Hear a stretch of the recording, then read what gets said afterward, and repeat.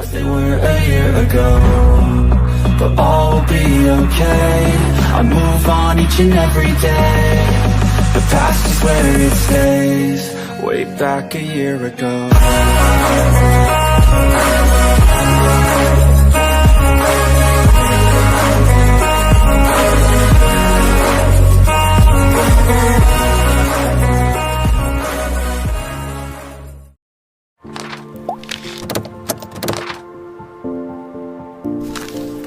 Halo John, assalamualaikum guys.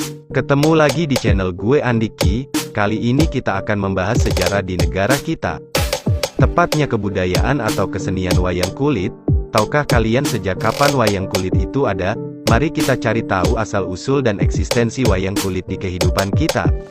Tapi sebelumnya jangan lupa, kalau suka dengan video ini bisa di like, di komen, di subscribe, apalagi di share, agar teman-teman lo tahu apa yang lo tahu. Mari kita mulai pembahasan kita kali ini. Dari manakah asal-usul wayang kulit itu? Wayang adalah sebuah seni pertunjukan Indonesia yang berkembang pesat dan telah diakui dunia karena keunikan yang terpendam, sama seperti batik. UNESCO pada tanggal 7 November tahun 2003 juga telah menobatkan wayang sebagai Masterpiece of Oral and Intangible Heritage of Humanity atau warisan mahakarya dunia yang tak ternilai dalam seni bertutur asli Indonesia. Seni pertunjukan wayang itu sendiri disukai oleh semua lapisan masyarakat, bukan hanya di Jawa. Kini wayang juga akrab dan sering disajikan di acara-acara sakral di seluruh dunia. Bagi Anda yang ingin tahu seperti apa sejarah dan asal-usul wayang beserta perkembangannya hingga saat ini, simaklah pemaparan kami berikut. Dilansir berita dari berbagai sumber, ditinjau dari sejarah yang ada, asal-usul wayang dianggap telah hadir semenjak 1500 tahun sebelum Masehi. Wayang lahir dari para cendekian nenek moyang suku Jawa di masa silam. Adapun wayang kulit tertua yang pernah ditemukan diperkirakan berasal dari abad kedua Masehi. Wayang adalah satu dari berbagai warisan kebudayaan masa lampau di Indonesia. Wayang merupakan salah satu karya seni budaya yang menonjol di antara banyak karya budaya lainnya. Pertunjukan wayang meliputi seni peran, suara, musik, tutur, sastra, lukis, pahat, dan juga seni perlambang. Menyimak sejarah, budaya wayang terlihat terus berkembang dari zaman ke zaman. Kemudian berkembang hingga digunakan sebagai media komunikasi sosial yang dapat bermanfaat bagi perkembangan masyarakat pendukungnya. Dunia wayang memperlihatkan perubahan fungsinya. Dari sebagai media ritus pemujaan atas leluhur, dakwah, penerangan, hingga pendidikan moral dan etik.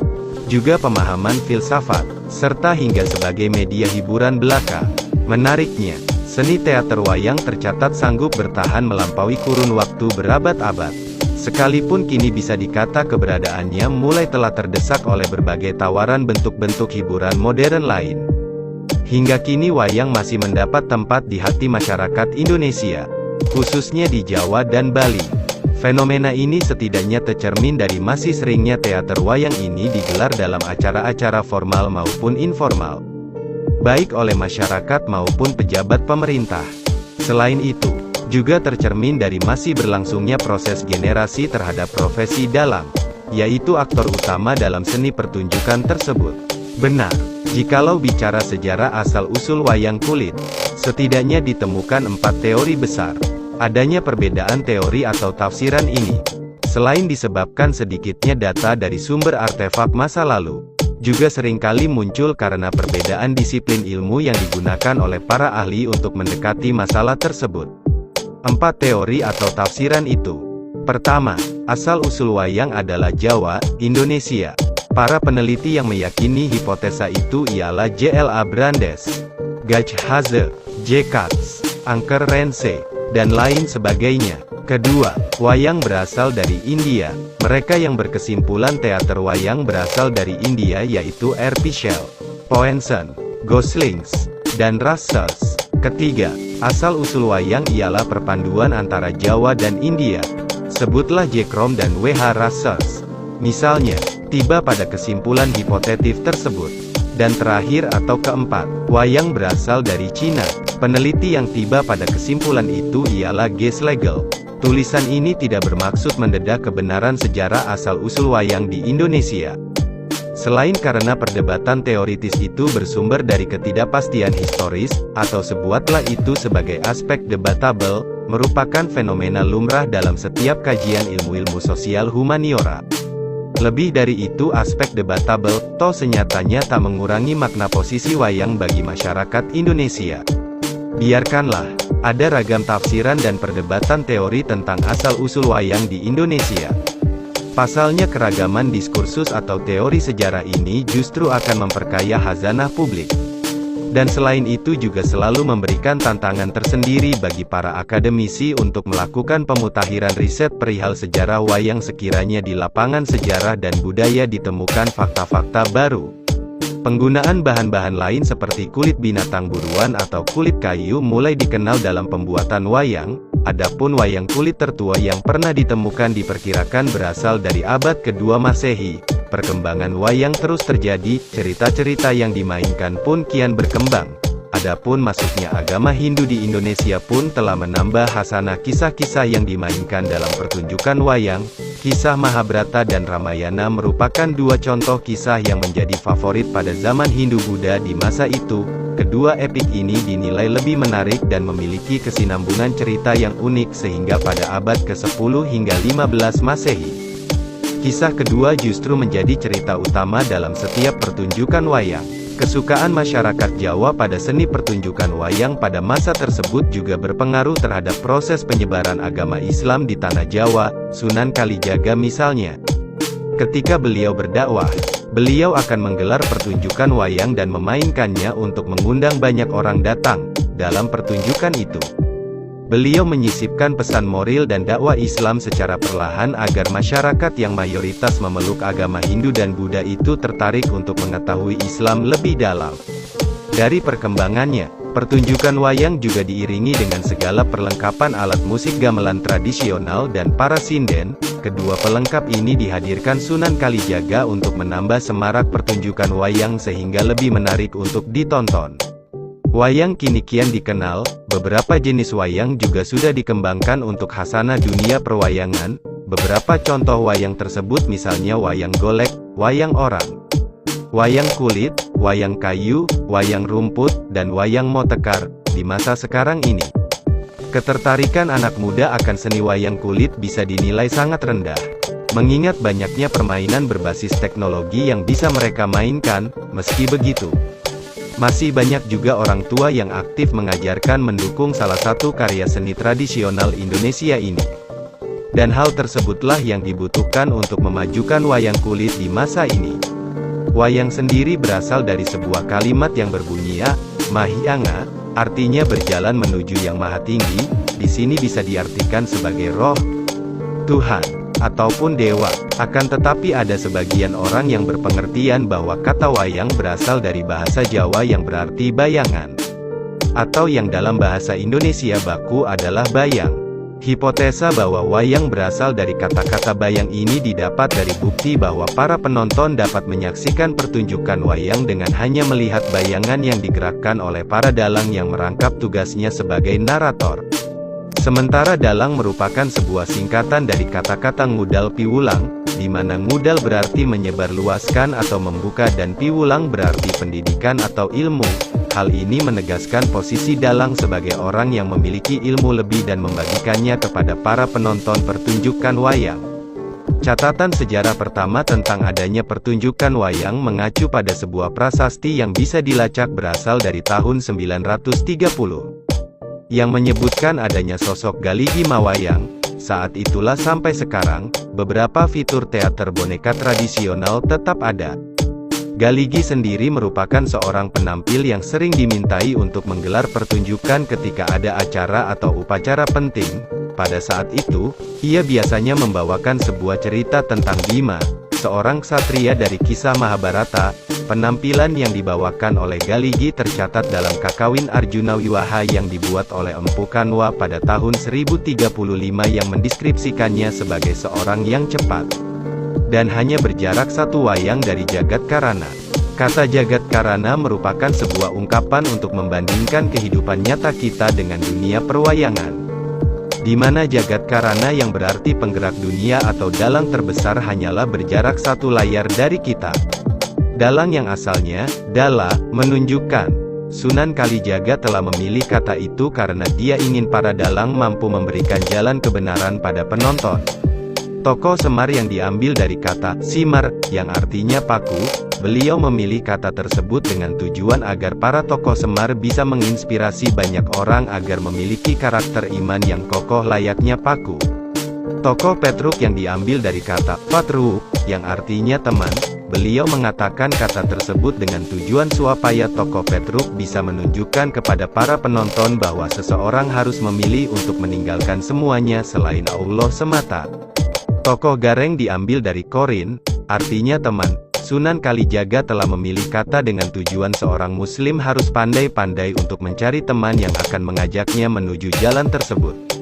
Tokoh Bagong diambil dari baga, artinya berontak. Sunan Kalijaga telah memilih kata tersebut dengan tujuan seorang muslim harus bisa memberontak saat ia melihat kedoliman. Berkembang juga wayang sadat yang memperkenalkan nilai-nilai Islam. Ketika misionaris Katolik, Bruder Timotius Elwigno Subroto, FIC pada tahun 1960 dalam misinya menyebarkan agama Katolik, ia mengembangkan wayang wahyu. Yang sumber ceritanya berasal dari Alkitab. Merujuk tulisan Pandam Guritno, 1988, dalam karyanya Wayang. Kebudayaan Indonesia dan Pancasila disebutkan. Di Indonesia khususnya di Jawa, Bali, Lombok, Kalimantan, dan Sumatera terdapat puluhan model atau jenis wayang. Guritno merujuk pada Prof. Dr. L. Serurier, Direktur Museum Etnografi di Leiden, yang pada akhir abad ke-19 melakukan survei tentang jenis-jenis wayang di Pulau Jawa. Hasil penelitiannya diterbitkan dengan judul The Wajang Purwa pada 1896. Menurut Serurier, jenis-jenis wayang yang dikenal di Pulau Jawa ketika itu ialah, yaitu wayang beber, wayang gedok, wayang golek, wayang jemblung, wayang kalitik, klitik, wayang karucil, krucil, wayang langendria, wayang lilingong, wayang lumping, wayang madya, wayang pegon, wayang purwa, wayang puwara, wayang sasak, wayang topeng, dan wayang wong atau wayang orang. Pada deretan nama-nama wayang di atas, Guritno menambahkan beberapa jenis atau model wayang lain, seperti wayang gambu, wayang parwa, dan wayang Ramayana di Bali, wayang sasak di Lombok, wayang Banjar di Kalimantan, wayang Palembang di Sumatera, juga wayang jemblung di Banyumas, tak terkecuali pun bisa disebutkan wayang kancil, wayang Pancasila atau wayang Suluh, wayang Wahyu, dan lain sebagainya. Sedangkan berdasarkan aktor utamanya, maka jenis atau tipe-tipe wayang bisa digolongkan menjadi 5 kelompok, yaitu: pertama, wayang kulit. Pemain di panggung ialah boneka 2 dimensi, terbuat dari kulit atau tulang. Kedua, wayang golek. Pemain di panggung ialah boneka-boneka 3 dimensi yang terbuat dari kayu. Ketiga, wayang wong atau orang. Pemain di panggung ialah orang. Keempat, wayang beber. Pemain hanya dilukiskan di atas kertas lebar yang digulung dan direntang, dibeber, saat pertunjukan. Kelima atau terakhir, wayang klitik. Pemain di panggung ialah boneka-boneka terbuat dari kayu pipi. Termasuk wayang kulit ialah wayang gedok dan wayang purwa di Jawa, wayang parwa di Bali, wayang sasak di Lombok, dan wayang Banjar di Kalimantan, serta wayang Palembang di Palembang.